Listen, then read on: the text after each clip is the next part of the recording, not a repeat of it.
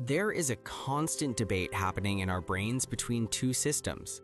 System 1 is incredibly fast, reliable, and provides instant responses. System 2 is the one that thinks things through before making a decision.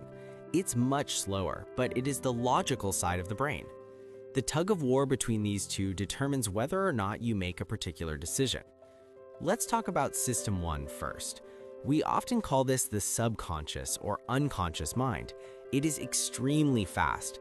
For example, if you are driving your car through a busy intersection in New York City and someone suddenly steps into the street, you slam on the brakes instantly without having to think about it. Or if a car is speeding towards you while you're walking, you instinctively step back. You don't have to process the logic. That's System 1 at work. System 2, on the other hand, is quite lazy and slow, though for some it is very focused. All of your logical operations are performed by System 2.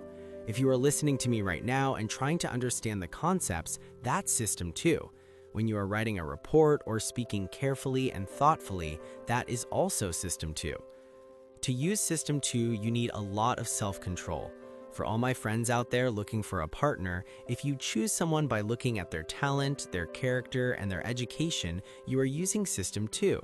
But if you experience love at first sight based purely on an instant feeling, you've used System 1. While System 1 is fast, it isn't always reliable. If you rely solely on System 1 for your relationships, you might end up regretting it later. Let's dive deeper into the pros and cons of both systems. Chapter 1. The Lazy Mind. A baseball bat and a ball cost $1.50 combined. The bat costs $1 more than the ball. Now you have to tell me, how much does the ball cost? I'll give you 10 seconds. Pause the video and leave your answer in the comments. Okay, most of you probably thought the ball costs 50 cents, since the bat is $1 more. Well, if that's what you're thinking, that answer is actually wrong. I gave the same answer at first, too. But when I grabbed a pen and paper and did the math, the price of the ball turned out to be 25 cents. I'll show you the exact formula at the end of the video to explain how it's 25 cents. Tasks like this require a lot of energy from System 2. When System 1 sees System 2 using that much energy, it jumps in and provides a quick, impulsive answer. This is what we call the law of least effort. Our brain doesn't want to spend energy. Its basic principle is to avoid wasting it. It tries to save as much energy as possible. System 2 can be trained if we stay focused, practice self-control, and meditate. That's when System 2 becomes willing to spend energy, and System 1 stops interrupting. This is exactly why we can scroll through TikTok or Instagram Reels for hours, but if we have to read a book for 15 minutes or watch an educational video, we start getting bored. That's because those tasks require System 2. You have to focus and put in effort, which isn't our default behavior. So you should actually be thankful to me and other educational creators who make these boring videos. By focusing on these, you can increase your attention span.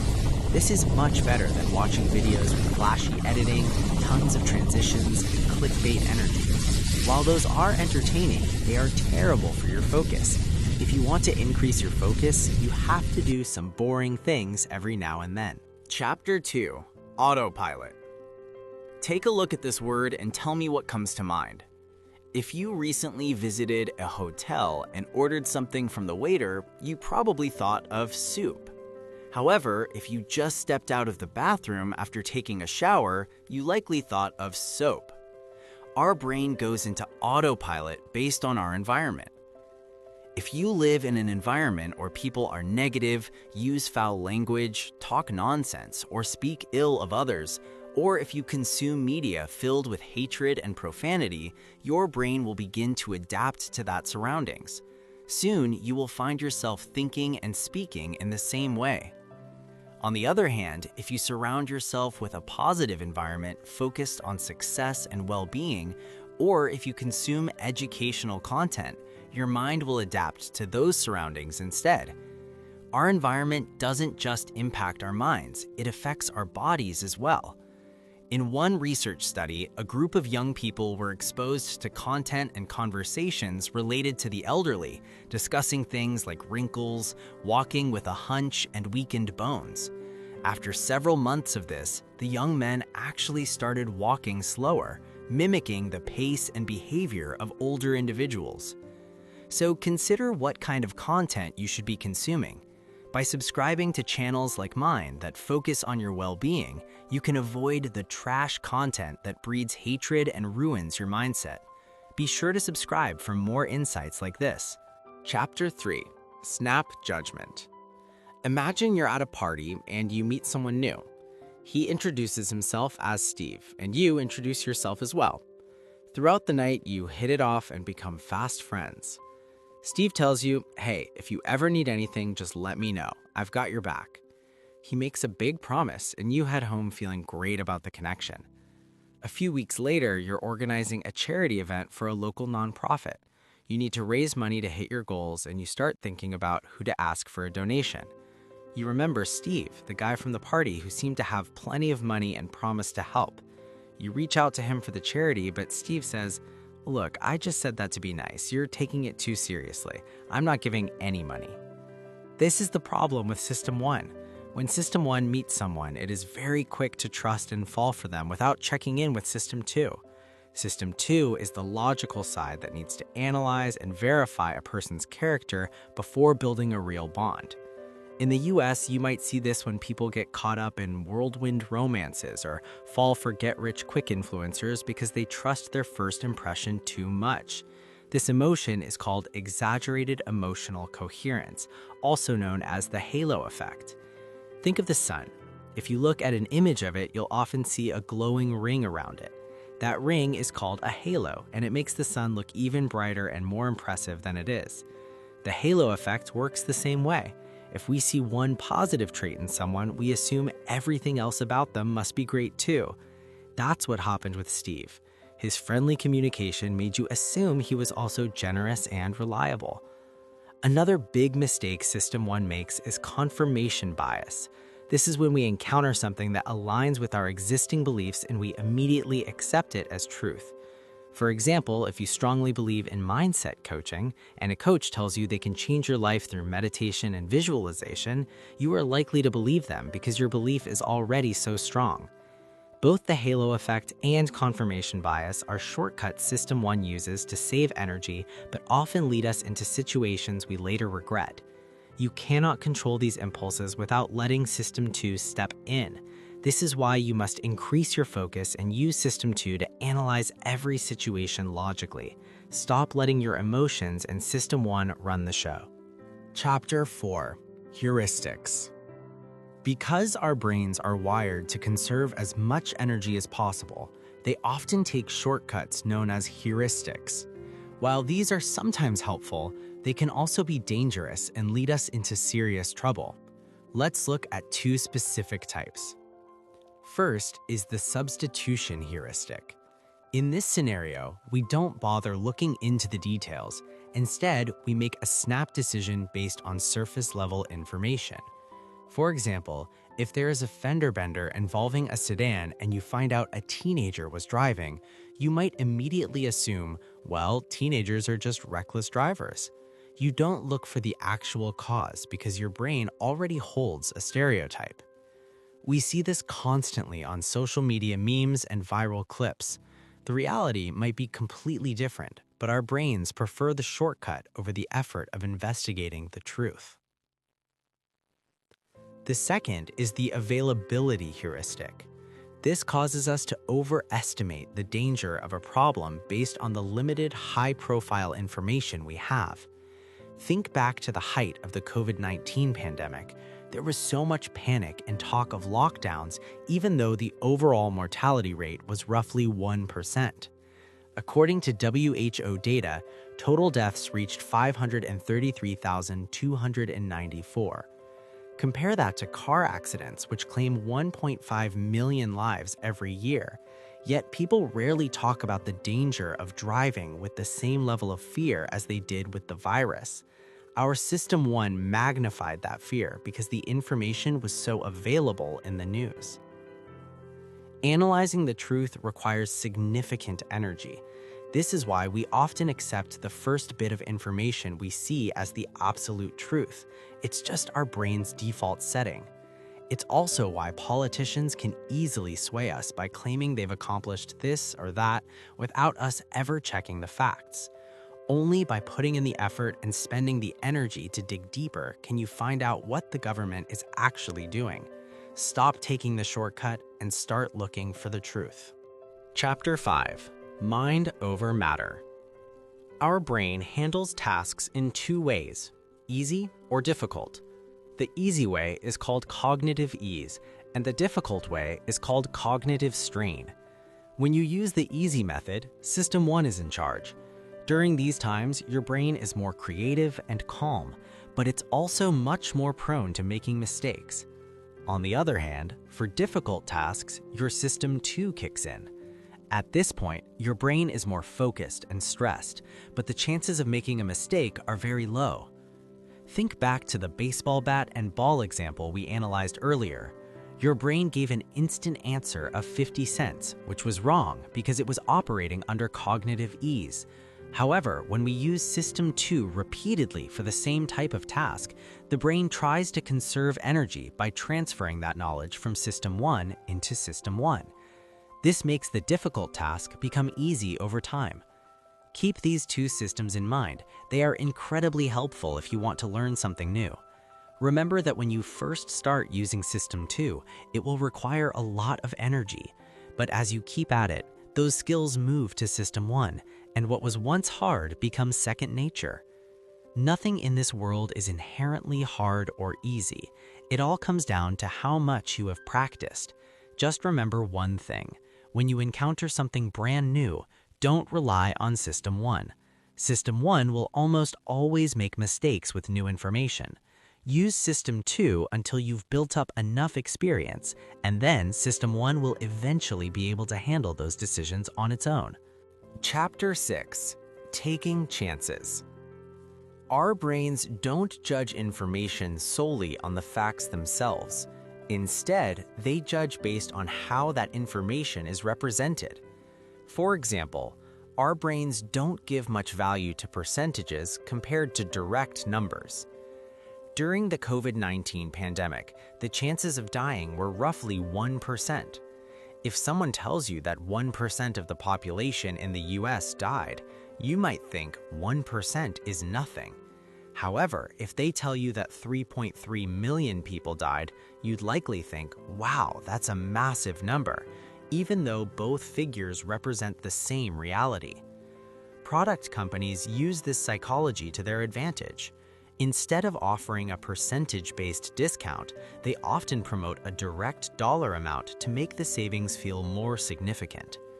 According to the psychology of persuasion, people tend to value percentage discounts more for expensive products and direct dollar amounts for smaller everyday items.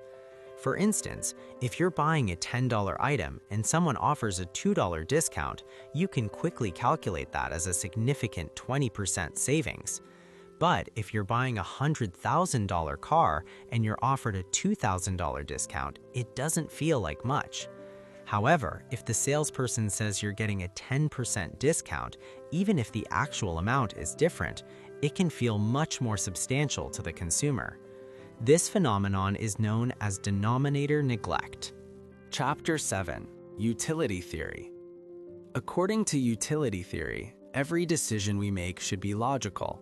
If you're buying a car, for example, you would carefully analyze its gas mileage, performance, safety ratings, and price before making a choice, right? However, the influential economist Milton Friedman suggests that our decision-making process goes far beyond simple logic. Most of the time, we rely on our past experiences and our gut feelings, or System 1, to make choices. Imagine two people at a casino in Las Vegas. Both walk out with $5 million. At first glance, you'd assume they are both equally happy, but there's a catch. The first person started with $1 million and won big, while the second person started with $10 million and lost half of it. Even though they have the same amount of money now, their emotional states will be completely different. This shows that our decision-making is often irrational. Think about your own car or motorcycle. Did you really choose it based on a spreadsheet of performance specs? Or did you buy it because your neighbor had a cool one or because you fell in love with how it looked on the lot? In my own case, I went to a dealership intending to buy one specific model, but ended up driving home in something completely different just because I liked the look of it. We are all emotional beings, and most of our decisions are far from logical. We'll dive deeper into this in the upcoming chapters. Chapter 8: Prospect Theory. Let's imagine you are given $1,000 and asked to play a game. You have two choices: an assured chance to win another $500 or a 50% chance to win $1,000. Which one would you choose? Now, consider a second scenario where you are given $2,000. Your choices are an assured loss of $500 or a 50% chance to lose $1,000. Pause the video and share your choice in the comments. If you were thinking logically, you'll realize both scenarios result in the same outcome, ending with $1,500. However, most people are irrational. They choose the assured gain in the first scenario and the 50% chance in the second to avoid a certain loss. This behavior is driven by two main factors. Reference point. Our brains make decisions based on a starting point. In the first case, the reference point is $1,000, and an assured $1,500 feels like a win. In the second, the reference point is $2,000, so ending with $1,500 feels like losing money. Diminishing sensitivity. Our emotional reaction to money changes based on how much we already have. If you have $200 and lose $100, it's a huge shock. But if you have $500 and lose $100, the pain isn't as intense. This is why many people are afraid of the stock market. They don't focus on the potential for 10x or 20x returns. Instead, they panic over a minor 20% dip. Let me give you a practical example. If you earn $1,000 a month, a $100 shirt feels very expensive. But if you earn $10,000 a month, that same shirt feels cheap. Nothing about the shirt changed, only your capacity and price sensitivity changed. According to prospect theory, we prioritize avoiding loss over achieving gains. This fear of even a small loss is exactly why many people stay stuck in their 9-to-5 jobs instead of starting a business. Chapter 9: False Images. Sometimes we rely too heavily on false images created by our brains, even though they aren't always reliable. For instance, imagine you are going for a job interview at a top company in San Francisco. Your previous interview experience was amazing. The manager was great, the office was beautiful, and you got the job. When you head into your next interview, your brain will likely bring up those same positive false images. You might assume this manager will be just as friendly and the company just as perfect. But it's important to remember that every situation is different. This new manager might have a completely different personality or management style, and the company culture could be entirely different. Instead of relying on these old images, we should use logic. Think about any mistakes you made last time and how you can improve. If you were nervous, think about how you managed that stress. Rather than trusting those false images, try to look at each new situation with a fresh perspective. The second key is to understand the basics. Instead of going into an interview based on past feelings, focus on the core skills and preparations that make a great interview. By understanding the fundamentals of any task, you can make better decisions rather than relying on old memories or imaginations. So, the final summary of this book is that our brain actually runs on two kinds of systems. One is fast and the other is slow. The slow system is much more accurate, but it takes a lot of energy. The fast system, or System 1, makes mistakes, but it barely uses any energy. But because we want to avoid spending energy, we mostly rely on System 1, and that's why we end up making a lot of bad decisions in life. My advice to you is simple. Whenever you're doing something new, use System 2. Don't get stuck in the mindset of saving energy. Put in the effort, learn something new, And once you gain enough experience, System 1 will automatically take over and you won't need to consciously activate System 2 every time. Now, let's solve the equation I asked you at the beginning, the one about the price of the ball.